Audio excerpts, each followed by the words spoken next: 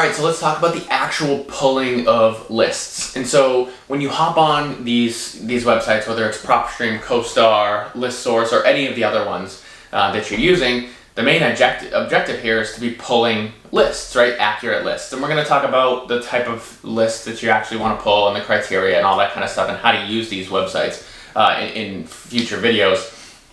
But the concept of pulling a list, what you're trying to do is basically pull a list of all the properties within a given specific area that you've selected that fit your buy box. And so we need to talk about what that buy box is.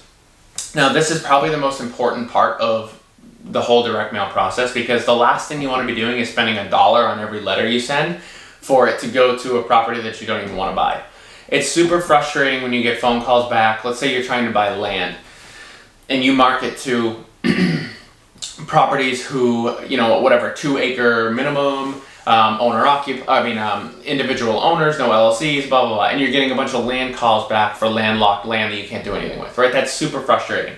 So you really need to nail down your buy box. Do you want to have, 2-unit properties that are in a population growth town? Okay, great. Well, you need to do the beforehand research on which towns are growing in population. So before you go and select a town on your list, you already need to know what you're going to be doing. And so some tips: don't invest in towns that aren't growing in population. I don't care how tempting the purchase price is or the price per unit. I had a guy bring a 7-unit for $200,000 my way, and I was like, yeah, it sounds like a good idea. As soon as I started looking into it, guys, you can buy property out there for $10,000 to $20,000 per unit. The rent's like $350 to $400. It's in northern Maine. You need to have a buy box, and everything that's not outside that buy box, you need to learn how to say no to, because the more specific and the more detailed you get in exactly what you're looking for, the more successful you're going to be with direct mail. Because what's going to happen is you're going to start with this huge broad list of properties, and you're going to keep mailing them over and over and over again. And the ones that call you back that are cold leads, you're going to you'll send them mail every once in a while, but the ones that you don't want at all, they get off your list, right? And so your master list that you're going to build becomes smaller and smaller and smaller.